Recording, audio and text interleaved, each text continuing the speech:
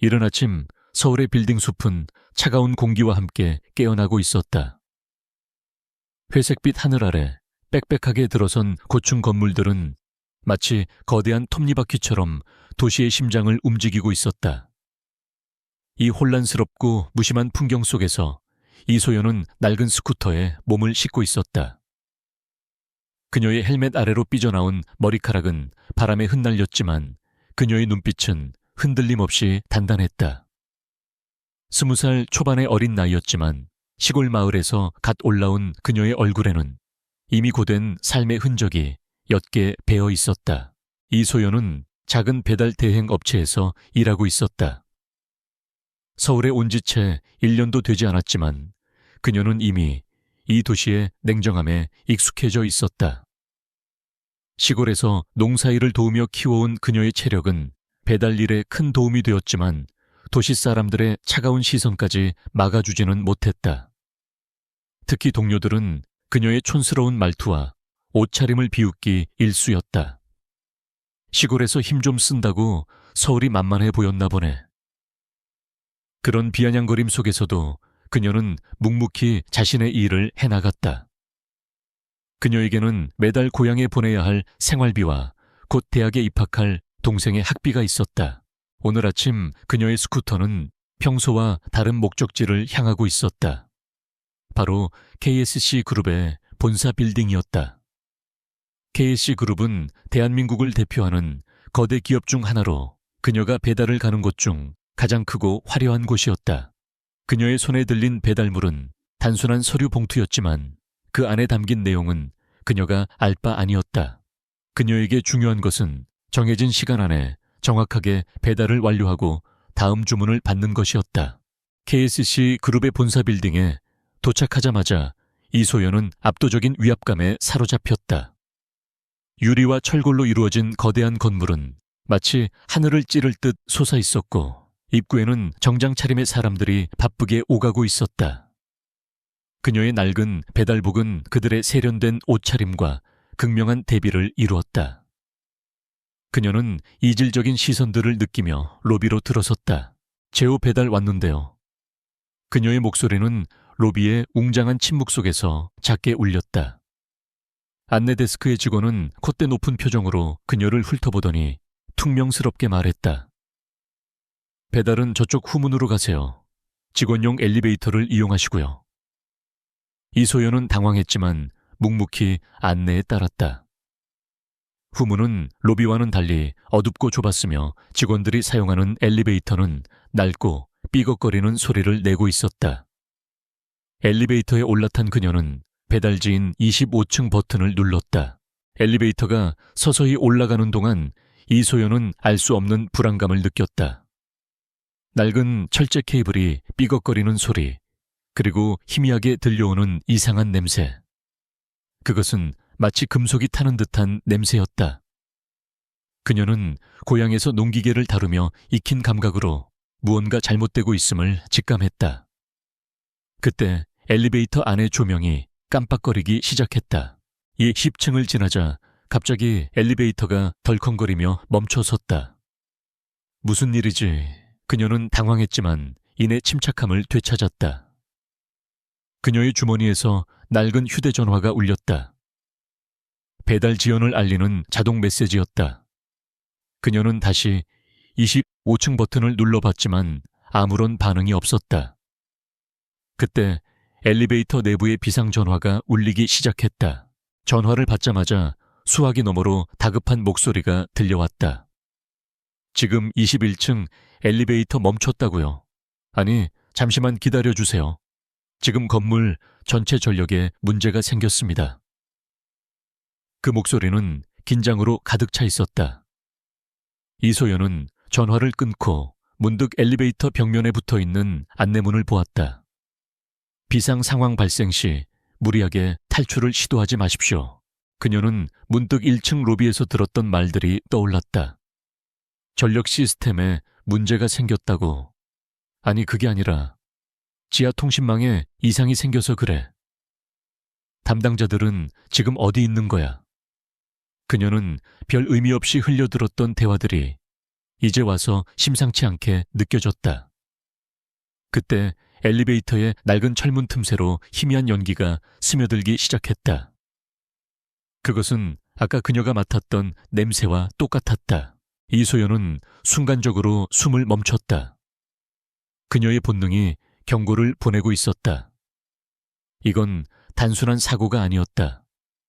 그때 엘리베이터의 천장에서 뚜둑 하는 소리가 들려왔다.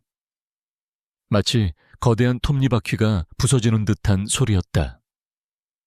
이소연은 천장을 올려다보았다. 낡은 철제 패널이 미세하게 흔들리고 있었다. 그녀는 주위를 둘러보며 탈출구를 찾았지만 갇힌 공간 안에서 할 수 있는 것은 거의 없었다. 그녀의 심장이 빠르게 뛰기 시작했다. 두려움보다는 자신이 배달해야 할 서류와 늦어질 시간에 대한 초조함이 더 컸다. 그리고 그 순간 그녀의 눈에 비상탈출용 해머가 들어왔다. 그녀는 망설임 없이 해머를 들고 엘리베이터의 문을 부수려고 시도했다. 그러나 문은 너무 단단했다. 해머로 여러 번 내리쳤지만 문은 흠집조차 나지 않았다. 그녀는 체념하려는 순간 어린 시절 아버지와 함께 나무를 패던 기억을 떠올렸다. 온몸에 힘을 싣고 도끼를 휘두르던 그 감각. 그녀는 해머를 내려놓고 온몸의 근육을 집중시켰다. 그리고 양손으로 문틈을 잡고 있는 힘껏 벌리기 시작했다. 그녀의 팔 근육이 부풀어 오르며 핏줄이 튀어나왔다. 철문이 끼익 하는 소리와 함께 미세하게 벌어졌다. 그녀의 얼굴에는 땀방울이 흘러내렸지만 그녀는 멈추지 않았다. 결국 그녀의 초인적인 힘 앞에서 단단한 철문은 조금씩 열리기 시작했다. 그녀는 몸을 밖으로 빼내려 했지만 엘리베이터는 21층과 22층 사이에 멈춰 있었다.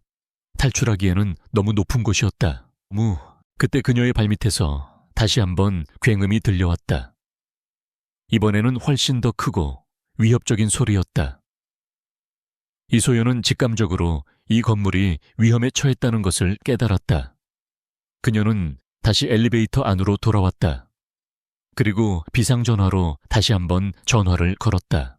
여기 21층과 22층 사이에 멈춘 엘리베이터인데요. 지금 당장 사람들을 대피시켜야 할 것 같아요. 건물에 무슨 문제가 있는 것 같아요. 그녀의 목소리는 다급했다. 그러나 수화기 너머의 목소리는 여전히 무관심했다. 걱정하지 마세요. 곧 복구될 겁니다. 그냥 가만히 계세요. 그의 말은 이소연의 불안감을 더욱 키웠다. 그녀는 전화를 끊고 숨을 몰아쉬었다.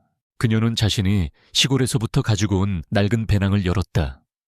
그 안에는 그녀의 유일한 보물인 오래된 지도 한 장이 들어있었다. 어린 시절 그녀가 아버지를 따라 산을 오르며 익힌 길 찾기 기술. 그녀는 지도를 펼쳐들고 건물의 내부 구조를 머릿속으로 상상하기 시작했다. 비상계단은 어디에 있을까? 가장 빨리 밖으로 나갈 수 있는 길은? 그녀는 닫힌 철문 틈새로 보이는 희미한 복도를 보았다. 그리고 그 복도 끝에 비상계단 표지판이 작게 빛나고 있었다. 그녀는 다시 한번 힘을 주어 철문을 열었다. 이번에는 그녀의 몸이 완전히 빠져나갈 수 있을 만큼 문이 열렸다. 엘리베이터 밖으로 나온 그녀는 복도의 공기를 깊게 들이마셨다. 공기 중에는 여전히 타는 냄새가 희미하게 남아있었다. 그녀는 비상계단으로 향하는 발걸음을 재촉했다. 그때 복도 저편에서 누군가 달려오는 소리가 들렸다. 그리고 그녀의 등 뒤에서 우르르 쾅쾅 하는 굉음과 함께 엘리베이터가 통째로 추락하는 소리가 들려왔다. 그녀는 뒤를 돌아보지 않았다. 그녀의 눈빛은 오직 비상계단만을 향하고 있었다. 이소연의 심장은 거세게 요동치고 있었지만 그녀의 발걸음은 흔들림 없이 비상계단으로 향했다. 뒤따라온 굉음은 단순한 엘리베이터 추락 소리가 아니었다.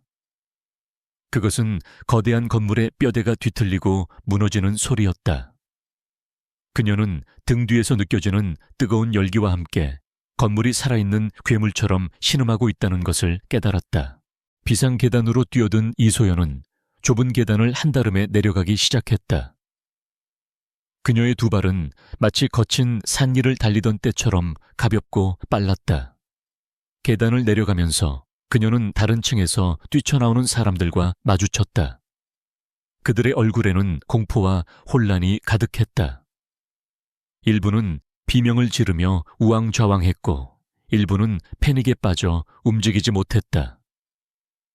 이소연은 그들을 지나치면서도 멈춰서서 도와줄 여유가 없다는 것을 본능적으로 알았다. 그녀가 해야 할 일은 이 건물을 최대한 빨리 벗어나는 것이었다. 21층에서 10층까지 그녀는 단 몇 분 만에 내려왔다. 하지만 10층에 다다르자 그녀의 발걸음이 멈췄다. 복도는 이미 자욱한 연기로 가득 차 있었고 연기 속에서 희미하게 비상등이 깜빡이고 있었다. 연기는 눈을 따갑게 했고 숨을 쉬기 힘들게 만들었다. 그녀는 손으로 입과 코를 막고 연기 속을 헤쳐나가기 시작했다. 그때 그녀의 눈에 복도 끝에 쓰러져 있는 한 사람이 보였다. 그는 중년의 남자로 고급스러운 양복 차림을 하고 있었지만 얼굴은 연기로 검게 그을려 있었다. 그의 다리에는 무거운 철골이 떨어져 있었다. 그는 고통스럽게 신음하며 주변을 향해 구조를 요청하고 있었지만 아무도 그를 돕지 못하고 있었다. 사람들은 그를 무시한 채 공포에 질려 달아나고 있었다. 이소연은 잠시 망설였다. 그녀의 이성적인 판단은 그를 지나쳐야 한다고 말하고 있었다. 구조대가 올 때까지 기다리거나 다른 사람들에게 도움을 요청하는 것이 현명한 선택이었다. 그러나 그녀의 심장은 다른 목소리를 내고 있었다. 시골에서부터 몸에 배어온 어려움에 처한 사람을 그냥 지나치지 못하는 마음. 그녀는 결국 그에게로 달려갔다. 아저씨, 괜찮으세요? 그녀의 목소리는 연기 때문에 조금 쉬어 있었다. 남자는 고통스러운 표정으로 그녀를 올려다보았다. 아가씨, 여긴 위험해. 어서 피해요. 그는 그녀를 걱정하고 있었다. 이소연은 그의 따뜻한 마음에 잠시 놀랐지만 이내 고개를 저으며 말했다.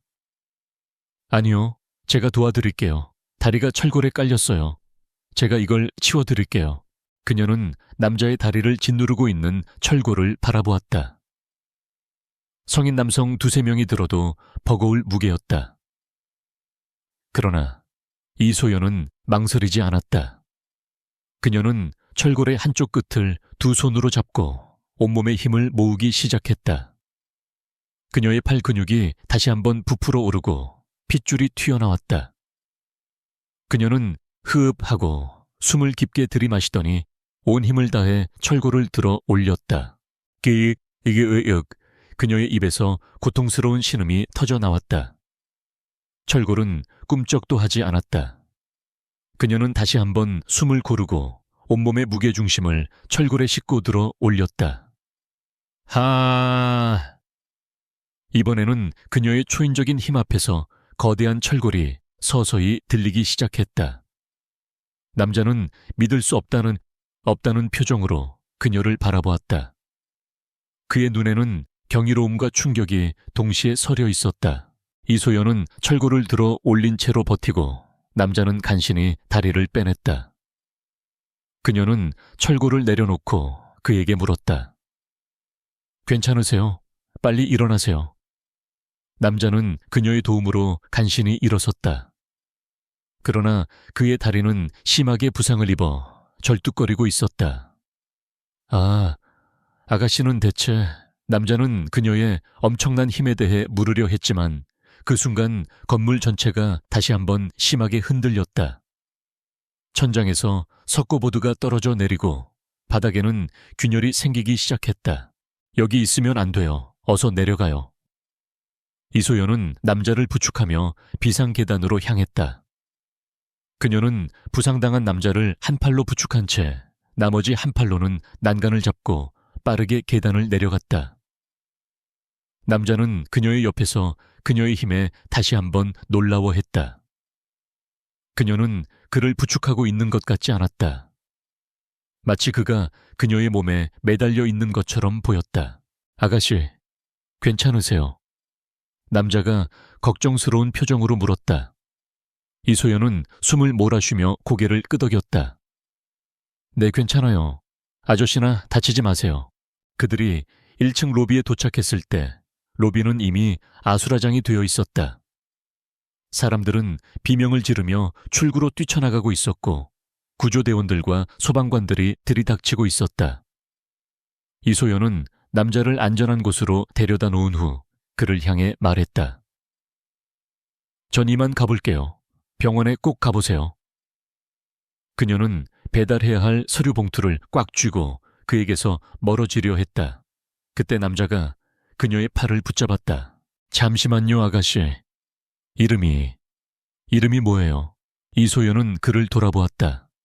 그의 눈빛은 아까와는 달랐다. 단순한 경이로움이 아니라 깊은 호기심과 함께 무언가를 알아내려는 듯한 강렬한 눈빛이었다. 그녀는 잠시 머뭇거리더니 작은 목소리로 말했다.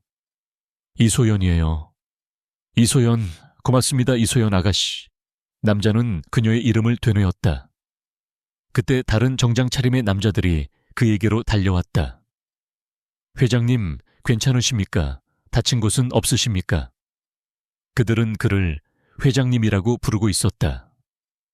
이소연은 그제서야 남자의 정체를 깨달았다. 그는 KSC 그룹의 회장이었다. 그리고 그의 이름은 강민준이었다. 이소연은 충격에 휩싸였다. 자신이 목숨을 걸고 구해준 사람이 이 거대한 건물의 주인이었다니. 그녀는 자신에게 쏟아지는 시선들을 느끼며 서둘러 그 자리를 피했다. 그녀는 밖으로 나와 스쿠터에 올랐다. 그리고 낡은 서류 봉투를 꽉 쥐고 다음 배달지로 향했다. 그녀의 마음속에는 복잡한 감정들이 뒤섞여 있었다. 두려움, 안도감, 그리고 그녀가 알지 못하는 새로운 운명의 시작에 대한 예감. 그녀의 스쿠터가 사라진 후 강민주는 그녀가 사라진 방향을 멍하니 바라보고 있었다. 그의 옆에 서 있던 비서가 조심스럽게 물었다. 회장님, 괜찮으십니까? 그 여자분은 대체 누구입니까? 강민주는 고개를 저으며 대답했다. 모르겠네. 하지만 한 가지는 확실해. 그녀는 평범한 사람이 아니야. 그의 눈빛은 무언가를 결심한 듯 단호했다. 한편 이소연은 다음 배달을 마친 후 집으로 돌아왔다. 그녀의 몸은 여기저기 멍들고 상처투성이었지만 그녀의 마음은 여전히 불안했다. 그녀는 자신이 강민준을 구하면서 보여준 초인적인 힘이 다른 사람들에게 알려질까봐 두려웠다. 그녀는 시골에서부터 힘을 숨기며 살아왔다. 이 힘은 그녀에게 축복인 동시에 저주였다. 그녀는 이 힘이 자신을 평범한 삶에서 멀어지게 만들까봐 두려워했다. 그날 밤 그녀는 불안한 마음으로 잠을 청했다. 그러나 그녀의 꿈속에는 불타는 건물과 그녀를 향해 손을 내밀던 강민준의 얼굴이 계속해서 나타났다. 그녀는 알 수 없는 운명의 소용돌이에 휘말리고 있다는 것을 직감했다. 그리고 그 운명의 시작은 그녀가 구해준 그 남자 강민준 회장으로부터 시작될 것이라는 것을. 며칠 후 이소연은 평소와 다름없는 일상을 보내고 있었다. 낡은 스쿠터에 몸을 싣고 서울의 골목 구석구석을 누비며 배달을 했다. 그녀의 어깨는 여전히 욱신거렸고 며칠 전 KSC 그룹 빌딩에서 겪었던 끔찍한 사건은 그녀의 기억 속에 생생하게 남아있었다. 그러나 그녀는 그 기억을 애써 외면했다. 그 사건은 그녀의 삶과는 무관한 잠시 스쳐 지나간 불행한 우연일 뿐이라고 스스로에게 되뇌었다. 그러던 어느 날 그녀의 휴대전화로 낯선 번호로부터 전화가 걸려왔다. 이소연 씨 되십니까? 저는 KSC 그룹 비서실장 최진혁이라고 합니다. 수화기 너머의 목소리는 정중하면서도 단호했다. 이소연은 순간 심장이 쿵하고 내려앉는 것을 느꼈다. 그녀는 그날의 기억이 다시 떠올라 긴장했다. 네, 제가 이소연인데요. 다름이 아니라 회장님께서 이소연 씨를 뵙고 싶어 하십니다. 오늘 저녁 일루브시게 강남에 위치한 더 셰프 레스토랑으로 와주시겠습니까? 이소연은 당황했다. 거대한 기업의 회장이 자신 같은 배달부에게 저녁 식사를 제안하다니. 그녀는 의심의 눈초리로 물었다. 무슨 일 때문에요? 그건 직접 만나서 말씀드리겠습니다. 회장님께서 개인적으로 고마움을 전하고 싶어 하셔서요. 이소연은 잠시 고민했다. 이 제안이 함정일지도 모른다는 의심이 들었지만 한편으로는 회장의 진심이 담긴 감사 인사를 듣고 싶기도 했다. 그녀는 결국 제안을 수락했다. 약속 장소에 도착한 이소연은 고급스러운 레스토랑의 분위기에 압도당했다. 그녀가 입고 온 낡은 후드티와 청바지는 이곳의 화려한 인테리어와 극명한 대비를 이루었다. 그녀는 왠지 모르게 위축되었다. 그때 한쪽 테이블에 앉아있던 강민준이 그녀를 발견하고 손을 흔들었다. 이소연 아가씨, 이쪽으로 오세요. 강민준은 며칠 전의 모습과는 달리 깔끔한 정장 차림이었다. 그의 옆에는 최진혁 비서실장이 정중하게 서 있었다. 강민준은 그녀에게 따뜻한 미소를 지으며 말했다. 오랜만입니다. 그날 저를 구해준 은혜 잊지 않고 있습니다. 이소연은 어색하게 웃으며 대답했다. 아니에요, 회장님. 그저 우연이었을 뿐이에요. 그들은 식사를 하면서 이런저런 이야기를 나누었다. 강민준은 그녀의 고향과 가족에 대해 물었고 그녀는 솔직하게 자신의 이야기를 털어놓았다. 그녀는 자신의 초인적인 힘에 대해서는 입을 다물었지만 그녀의 눈빛과 말투에는 시골 출신 특유의 순수함과 강인함이 동시에 묻어 있었다. 식사를 마친 후 강민준은 진지한 표정으로 그녀에게 말했다. 이소연 아가씨, 제가 드릴 말씀이 있습니다. 그날의 사고는 단순한 사고가 아니었습니다. 누군가가 의도적으로 꾸민 음모였고 저는 그 진실을 밝히기 위해 내부적으로 조사 중입니다. 이소연은 그의 말에 놀라 눈이 휘둥그레졌다. 그럼 그날 제가 느꼈던 불안감이 네, 맞습니다. 그리고 저는 이 사건을 조사할 사람으로 이소연 아가씨를 생각하고 있습니다. 강민준의 갑작스러운 제안에 이소연은 혼란스러웠다. 저를요, 저는 배달부일 뿐이에요. 제가 뭘 할 수 있겠어요, 아니요. 이소연 아가씨는 평범한 사람이 아닙니다. 제가 직접 봤습니다. 평범한 사람이 절대 들어 올릴 수 없는 것을 들어 올리는 힘. 그리고 그 힘보다 더 놀라운 것은 위험을 감지하는 뛰어난 직감과 타인을 돕는 용기입니다. 저는 이소연 아가씨의 그 특별한 능력이 필요합니다. 강민준은 그녀에게 KCC 그룹의 특별 채용을 제안했다. 그녀가 맡을 역할은 시설 안전관리팀의 특별 연구원으로 그녀의 뛰어난 직감과 관찰력을 활용해 건물 내부의 위험 요소를 찾아내는 것이었다. 이소연은 이 제안이 믿기지 않았지만 한편으로는 그녀의 마음속 깊은 곳에서 무언가 동요하고 있었다. 그녀가 지닌 힘을 숨기는 것이 아니라 오히려 그 힘을 활용해 누군가를 돕고 정의를 실현할 수 있다는 생각. 이소연은 강민준의 제안을 수락했다. 그녀는 배달부의 삶을 청산하고 KSC 그룹의 정식 직원이 되었다. 출근 첫날 그녀는 낡은 배달복 대신 깔끔한 정장 차림으로 KSC 그룹 본사로 향했다. 그녀의 마음은 설렘과 함께 두려움으로 가득 차 있었다. 사무실에 도착한 그녀를 맞이한 사람은 시설 안전관리팀의 팀장인 박지훈이었다. 박지훈은 훤칠한 키에 세련된 외모를 가진 남자로 강민준 회장의 신임을 받는 유능한 인물이었다. 그러나 그는 이소연을 보는 순간 콧방귀를 뀌며 비웃었다. 그래서 회장님이 직접 모셔온다는 그 특별한 인재가 시골에서 갓 올라온 아가씨였나. 박지훈은 이소연을 노골적으로 무시했다. 그는 그녀가 가진 초인적인 힘에 대해서는 알지 못했다. 그저 회장에게 잘 보이려는 아첨꾼이거나 회장에게 특별한 감정을 가지고 접근한 여직원일 뿐이라고 생각했다. 그는 그녀에게 아무런 업무도 주지 않고 온갖 자빌만 시키며 그녀를 괴롭혔다. 이소연 씨, 회의실 청소 좀 부탁해. 그리고 저기 쌓여있는 서류들 전부 정리해줘. 이소연은 묵묵히 박지훈의 지시를 따랐다. 그녀는 자신의 능력을 증명하기 위해 묵묵히 버텨야 한다고 생각했다.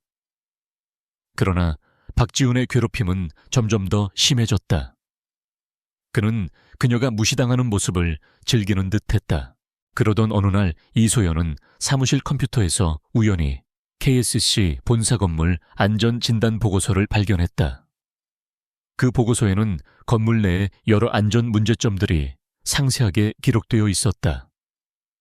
그런데 이상하게도 그녀가 그날 사고 현장에서 직접 목격했던 문제점들은 보고서에 누락되어 있었다. 그녀는 직감적으로 무언가 잘못되었음을 느꼈다. 그녀는 보고서에 기록되지 않은 문제점들을 다시 한번 확인하기 위해 몰래 건물 내부를 돌아다니기 시작했다. 그녀는 엘리베이터의 제어실 지하 통신망, 그리고 전력실을 돌아다니며 자신이 직접 목격하고 느꼈던 이상 현상들을 기록했다. 그리고 그녀의 눈에 들어온 것은 바로 박지훈 팀장의 이름이 적힌 결제 서류들이었다. 박지훈은 건물 안전 진단 보고서를 조작하고 있었던 것이다. 그는 건물 내부의 문제점들을 숨기고 허위 보고서를 작성해 회장에게 제출하고 있었다. 이소연은 충격에 휩싸였다.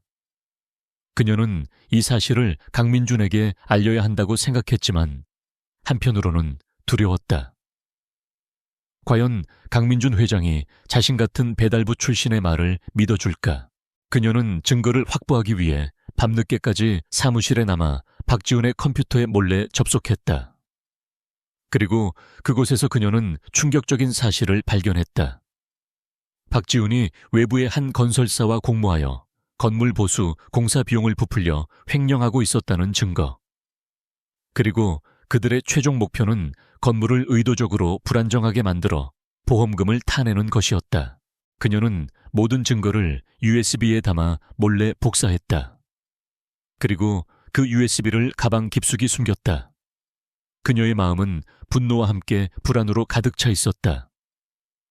박지훈의 음모는 그녀가 생각했던 것보다 훨씬 더 거대하고 위험했다. 그녀는 이제 혼자가 아니었다. 그녀는 이 거대한 음모의 한가운데에 서 있었다. 그녀는 이 진실을 세상에 밝히고 강민준 회장을 도와야 한다는 책임감을 느꼈다. 그러나 그녀의 앞에는 권력을 남용하고 그녀를 무시하는 거대한 적이 버티고 있었다. 이소연은 USB를 가방에 깊숙이 숨긴 채 마음속으로 수없이 되뇌었다. 이제 더 이상 물러설 곳이 없었다. 그녀는 평범한 배달부의 삶으로 돌아갈 수도 박지훈 팀장의 괴롭힘을 묵묵히 참아낼 수도 없었다. 그녀의 손에는 거대한 기업의 비리를 밝힐 수 있는 결정적인 증거가 쥐어져 있었다.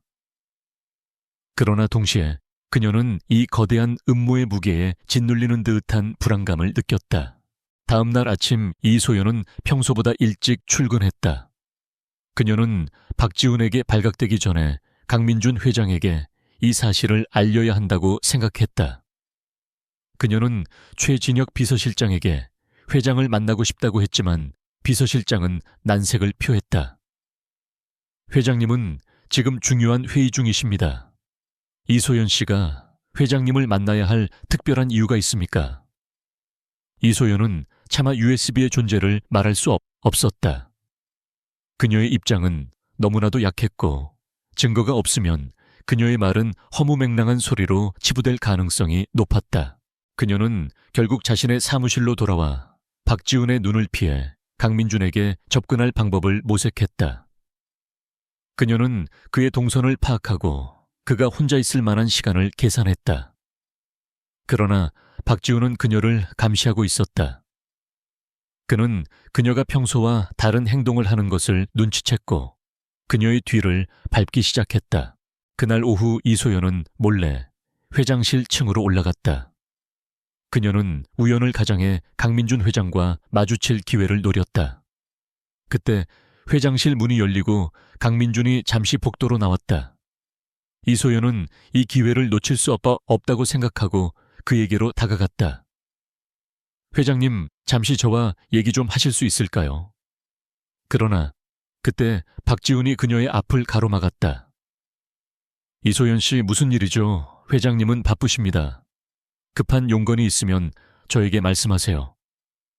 박지훈은 이소연을 노려보며 말했다. 그의 눈빛에는 경고와 함께 노골적인 위협이 담겨 있었다. 이소연은 꿀꺽 침을 삼켰다. 그녀는 박지훈의 시선을 피하지 않고 단호하게 말했다. 팀장님께는 드릴 말씀이 없습니다. 회장님과 직접 얘기하고 싶습니다.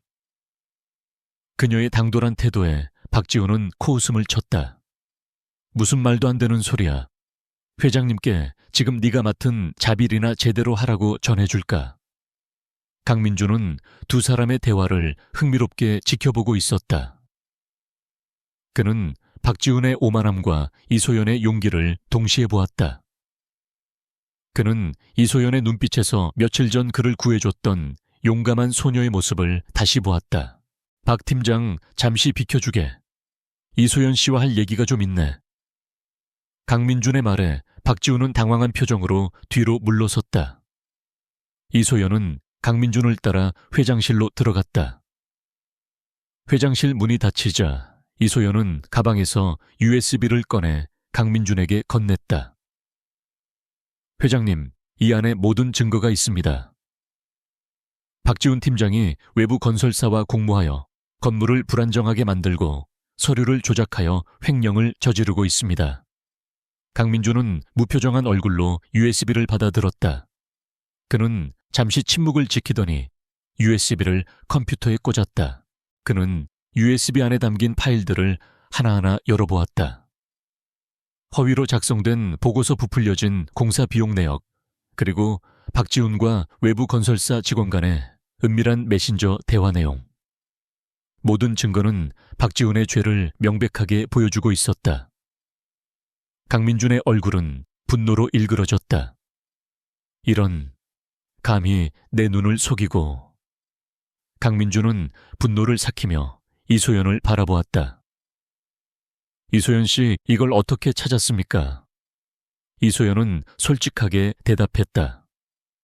팀장님의 컴퓨터에서 몰래 복사했습니다. 팀장님이 저를 무시하고 괴롭히는 동안 저는 이상한 점들을 발견하고 몰래 조사했습니다. 강민준은 그녀의 말에 깊은 인상을 받았다. 그는 그녀가 가진 힘뿐만 아니라 그녀의 뛰어난 관찰력과 용기에도 감탄했다. 그는 그녀를 향해 말했다. 이소연 씨, 고맙습니다.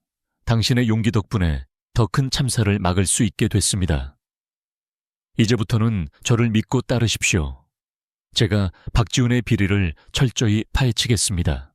그날 밤 이소연은 자신의 사무실로 돌아와 강민준의 지시를 기다렸다. 그러나 그때 박지훈이 그녀의 사무실로 들이닥쳤다. 그의 얼굴은 분노로 이글거리고 있었다. 내 인연 감히 회장님께 무슨 말을 짓거렸지. 박지훈은 그녀의 책상을 뒤엎으며 소리쳤다. 내까짓 게 뭔데 시골에서 갓 올라온 주제에 어디 감히 네가 뭘 안다고. 그는 그녀를 향해 온갖 모욕적인 말을 퍼부었다. 이소연은 두려웠지만 굴복하지 않았다. 그녀는 박지훈을 똑바로 바라보며 말했다. 팀장님은 잘못하셨습니다. 회장님을 속이고 사람들의 안전을 위협하는 일은 용납될 수 없습니다. 그녀의 당돌한 태도에 박지훈은 더욱 격분했다. 네가 뭔데 감히 나에게 설교를 해. 네가 가진 게 뭐라고. 박지훈은 그녀에게 달려들어 그녀의 멱살을 잡았다. 그러나 그 순간 이소연은 자신의 초인적인 힘을 사용했다. 그녀는 박지훈의 손을 뿌리치고 그를 벽으로 밀쳐냈다. 박지훈은 엄청난 힘에 밀려 벽에 부딪혔고 고통스러운 신음과 함께 쓰러졌다. 박지훈은 충격에 휩싸였다. 그는 이소연의 힘에 대해 전혀 알지 못했다. 그는 그녀가 그저 나약한 시골 소녀일 뿐이라고 생각했다. 그러나 그의 눈앞에 있는 이소연은 마치 거대한 맹수처럼 강인하고 위협적인 존재였다. 네, 네가 대체... 박지훈은 떨리는 목소리로 물었다. 그때 회장실 문이 열리고 강민준이 들어왔다.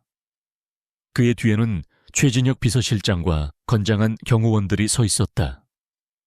강민준은 쓰러져 있는 박지훈을 차가운 눈빛으로 내려다보았다. 박 팀장, 자네가 저지른 모든 죄는 이제 끝났네. 경호원들 저자를 끌고 가서 경찰에 넘겨. 박지훈은 믿을 수 없다는 표정으로 강민준을 올려다보았다. 회장님, 제가 다 해명하겠습니다.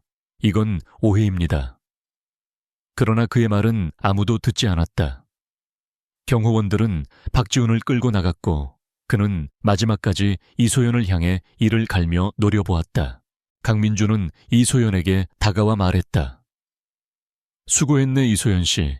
자네의 용기 덕분에 이 모든 일이 해결될 수 있었네. 이제 걱정하지 않아도 되네. 모든 것이 다 끝났으니까. 그러나 이소연은 여전히 불안했다.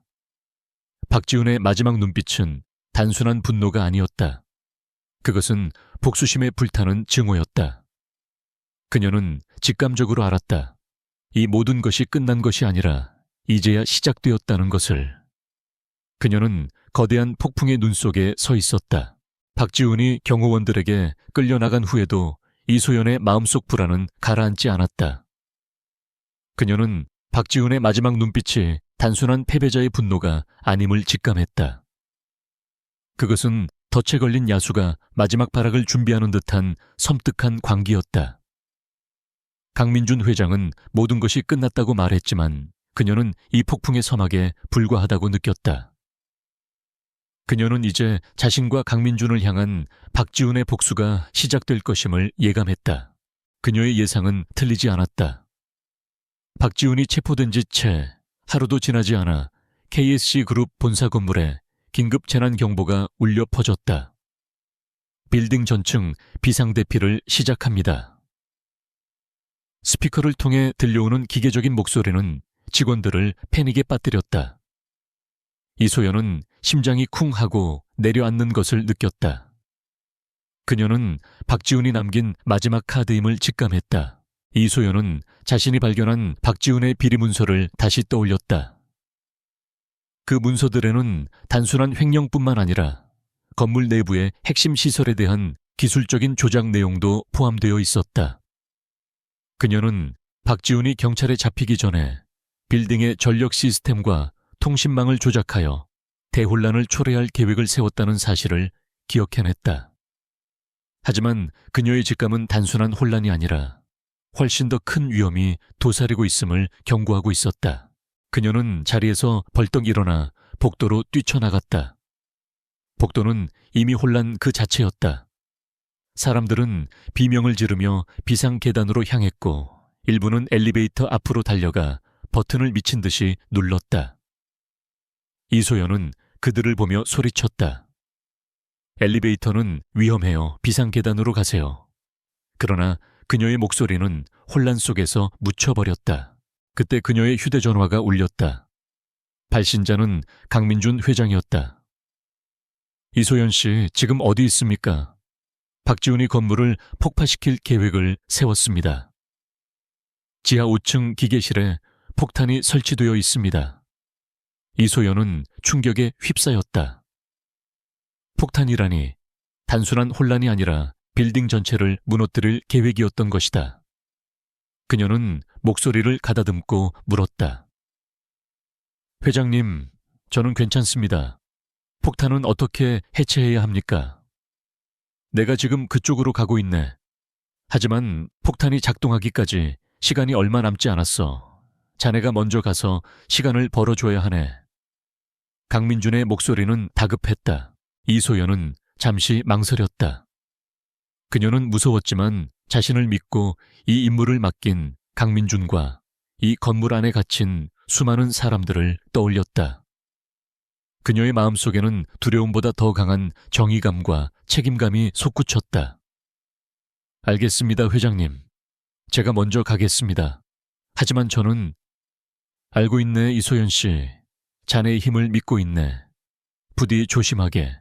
이소연은 전화를 끊고 곧바로 지하 5층으로 향했다. 그녀는 일반 직원들이 사용하는 엘리베이터나 비상계단 대신 특수한 상황에만 사용되는 비상통로를 이용했다. 그녀는 그 비상통로의 존재를 박지훈의 비리 문서를 통해 알게 되었다. 그녀의 초인적인 힘과 뛰어난 직감은 단순한 힘이 아니라 그녀의 지식과 결합하여 진정한 능력으로 거듭나고 있었다. 지하 5층에 도착하자 그녀는 기계실에 거대한 철문 앞에 섰다. 철문은 강철로 만들어져 있었고 거대한 자물쇠로 잠겨 있었다. 그녀는 망설이지 않았다. 그녀는 온몸의 힘을 모아 철문을 향해 달려들었다. 꽝 하는 굉음과 함께 철문은 그녀의 충격에 의해 크게 찌그러졌다. 그녀는 다시 한번 온 힘을 다해 철문을 밀어붙였다. 낡은 철문은 결국 거대한 소리를 내며 박살이 나고 말았다. 기계실 안으로 들어선 이소연은 끔찍한 광경을 목격했다. 수많은 전선들이 얽히고 설킨 기계들 사이에 붉은색의 폭탄이 놓여 있었다. 폭탄의 타이머는 이미 카운트다운을 시작하고 있었다. 남은 시간은 단 5분. 그녀의 손은 떨렸지만 그녀는 심호흡을 하며 마음을 다잡았다. 그때 기계실 안쪽에서 누군가의 목소리가 들려왔다. 와, 정말 놀라운 힘이군. 하지만 이제는 끝이야. 어둠 속에서 나타난 사람은 바로 박지훈이었다. 그는 경찰에 잡혀간 것이 아니었다. 그는 이미 자신의 부하들을 이용해 경찰을 따돌리고 이 건물로 돌아와 복수를 계획하고 있었던 것이다. 박 팀장, 어떻게 여기에? 하하하, 넌 내가 그렇게 쉽게 잡힐 거라고 생각했나? 나는 이 모든 것을 계획했어. 이소연, 넌 나를 모욕했고 내 계획을 망쳤어. 이제 너와 강민주는 이 건물과 함께 사라질 거야. 박지훈은 이소연을 비웃으며 그녀의 앞을 가로막았다. 이소연은 그와 싸울 시간이 없다는 것을 알고 있었다. 그녀는 박지훈을 지나쳐 폭탄으로 달려갔다. 하지만 박지훈은 그녀의 앞을 막아서며 주먹을 휘둘렀다. 이소연은 그의 주먹을 피하고 그의 몸을 피해 폭탄으로 다가갔다. 그녀는 폭탄을 해체할 방법을 몰랐다. 그녀가 할 수 있는 것은 폭탄이 폭발하기 전에 폭탄을 건물 밖으로 던져버리는 것뿐이었다. 그러나 폭탄은 너무 무거웠고 그녀가 던지기에는 시간이 너무 촉박했다. 그녀의 눈에 들어온 것은 폭탄과 연결된 여러 개의 전선이었다. 그녀는 직감적으로 알았다. 이 전선들 중 하나가 폭탄의 작동을 멈출 수 있는 핵심 전선이라는 것을. 그녀는 망설이지 않았다. 그녀는 자신의 초인적인 힘을 이용해 전선들을 하나하나 뽑아내기 시작했다. 그녀는 마치 거대한 기계의 부품을 뜯어내는 것처럼 폭탄과 연결된 전선들을 힘껏 잡아당겼다. 그러나 그때 박지훈이 그녀에게 달려들어 그녀의 팔을 붙잡았다. 안 돼, 내 복수를 망칠 순 없어. 박지훈은 그녀를 폭탄에서 떼어내려 했다. 그녀는 박지훈의 손을 뿌리치고 마지막 남은 전선을 뽑아냈다. 삐익, 전선이 뽑히는 소리와 함께 폭탄의 타이머가 멈췄다. 그녀는 안도의 한숨을 내쉬었다. 그녀는 폭탄이 해체되었음을 확인하고 그제야 박지훈을 바라보았다. 박지훈은 믿을 수 없다는 표정으로 그녀를 바라보았다. 그의 얼굴은 분노와 함께 절망으로 가득 차 있었다. 그의 복수 계획은 그녀의 초인적인 힘과 뛰어난 직감에 의해 무너지고 말았다. 박지훈은 자신의 눈앞에 놓인 폭탄에 멈춰선 타이머를 믿을 수 없다는 표정으로 바라보았다. 그의 얼굴은 절망과 함께 분노로 일그러져 있었다. 그가 수년간 공들여 계획한 복수가 단 한 명의 시골 출신 소녀에 의해 물거품이 된 것이다. 그는 이소연을 노려보며 떨리는 목소리로 말했다. 어떻게 이런 일이 네가 감히. 이소연은 그를 향해 차가운 눈빛을 보냈다. 그녀는 더 이상 두려워하지 않았다. 그녀의 마음은 건물 안에 수많은 사른 사람들을 구했다는 안도감과 박지훈의 복수를 막아냈다는 성취감으로 가득 차 있었다. 그녀는 그에게 다가가 나지막이 말했다. 팀장님, 당신은 잘못된 길을 택했습니다. 복수는 또 다른 복수를 낳을 뿐이에요. 당신의 아버지를 죽게 만든 것도 결국 당신의 아버지와 같은 사람들이었습니다. 당신이 했던 짓은 그들과 똑같습니다. 이소연의 말에 박지훈은 충격에 휩싸였다. 그의 눈빛은 흔들렸다. 그의 과거가, 그의 복수심의 근원이 그녀의 입을 통해 터져 나왔기 때문이었다. 박지훈의 아버지는 과거 KSC 그룹의 하청업체 직원이었다. 그는 당시 KSC 그룹의 부사장과 공모하여 부실 공사를 진행하다가 사고로 사망했다. 박지훈은 당시 이 모든 것을 목격했고 KSC 그룹에 대한 복수심을 키워왔다. 그러나 박지훈이 모르는 사실이 있었다. 당시 그의 아버지와 공모했던 KSC 그룹의 부사장은 강민준 회장의 아버지였다. 강민준은 아버지의 죄를 알게 된 후 모든 것을 바로잡기 위해 KSC 그룹을 물려받았다. 그리고 그는 아버지의 비리에 연루된 모든 사람들을 해고하고 박지훈에게는 새로운 삶을 살 수 있도록 도와주었다. 그러나 박지훈은 강민준의 진심을 알지 못했고 그저 강민준이 자신을 동정하고 있다고 생각했다. 박지훈은 이소연의 말에 분노가 치밀었다. 닥쳐, 네가 뭘 안다고 짓거려. 내 아버지는 억울하게 죽었어. 나는 그들의 죄를 밝히고 복수하려 했던 것뿐이야. 아니요, 팀장님. 당신은 그들의 죄를 따라하고 있었을 뿐입니다. 당신이 한 짓은 그들과 똑같아요. 당신의 아버지를 죽게 만든 부실 공사. 당신은 그것을 똑같이 하려 했습니다. 당신의 복수는 결국 당신을 파멸로 이끌었을 뿐입니다. 이소연의 말은 박지훈의 심장을 찔렀다. 그는 자신의 행동이 과거의 복수가 아니라 또 다른 죄를 짓는 것임을 깨달았다. 그는 자신의 손을 바라보았다. 그의 손에는 복수심에 불타는 증오와 자신의 죄에 대한 죄책감이 뒤섞여 있었다. 그는 결국 무릎을 꿇고 오열하기 시작했다. 그의 복수는 결국 자신의 파멸로 끝난 것이다. 그때 기계실 문이 열리고 강민준이 들어왔다. 그의 뒤에는 최진혁 비서실장과 경찰들이 서 있었다. 강민준은 쓰러져 있는 박지훈을 보며 차가운 눈빛을 보냈다. 박 팀장, 결국 자네는 이 길을 택했군. 나는 자네에게 기회를 주려 했네. 자네의 아버지는 내 아버지와 함께 잘못된 길을 갔지만 나는 그 죄를 자네에게 묻고 싶지 않았네. 그래서 자네에게 새로운 기회를 주려 했지만 강민준의 말에 박지훈은 고개를 들었다. 그의 얼굴에는 눈물과 함께 깊은 회한이 서려 있었다. 그는 강민준의 진심을 이제야 깨달았다. 강민준은 그를 동정했던 것이 아니라 진정으로 그에게 새로운 삶을 살 수 있는 기회를 주려 했던 것이다. 그러나 그는 강민준의 진심을 외면하고 복수심에 눈이 멀어 잘못된 길을 걸어왔던 것이다. 박지훈은 눈물을 흘리며 말했다. 회장님, 제가 잘못했습니다. 저는 죄인입니다. 경찰들은 박지훈을 체포했다. 그는 마지막으로 이소연을 향해 고개를 숙였다. 그녀는 그의 눈빛에서 더 이상 증오를 느끼지 않았다.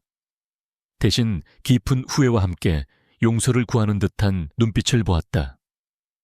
그녀는 그를 향해 조용히 고개를 끄덕였다. 박지훈이 끌려나간 후 강민준은 이소연에게 다가왔다. 이소연 씨, 정말 고맙네. 자네가 없었더라면 상상하기도 싫군. 강민준은 그녀의 손을 잡고 말했다. 그의 손에는 그녀를 향한 깊은 감사와 존경이 담겨 있었다. 저는 그저 제가 할 일을 했을 뿐이에요. 이소연은 겸손하게 대답했다. 강민주는 그녀를 바라보며 따뜻한 미소를 지었다. 그는 그녀의 순수함과 용기에 다시 한번 깊은 인상을 받았다. 그는 그녀가 가진 초인적인 힘이 단순한 힘이 아니라 그녀의 내면에서 우러나오는 강인한 정신력과 결합될 때 얼마나 위대한 힘을 발휘할 수 있는지 깨달았다. 그날 밤 KSC 그룹 본사 빌딩은 다시 평화를 되찾았다. 이소연은 자신의 사무실에서 창밖을 내다보았다. 서울의 야경은 여전히 화려했지만 그녀에게는 이제 그 야경이 단순히 아름다운 풍경이 아니라 그녀가 지켜낸 소중한 공간으로 느껴졌다. 그녀는 이제 더 이상 시골 출신 배달부가 아니었다. 그녀는 자신의 힘으로, 자신의 용기로 수많은 사람들을 구한 영웅이었다.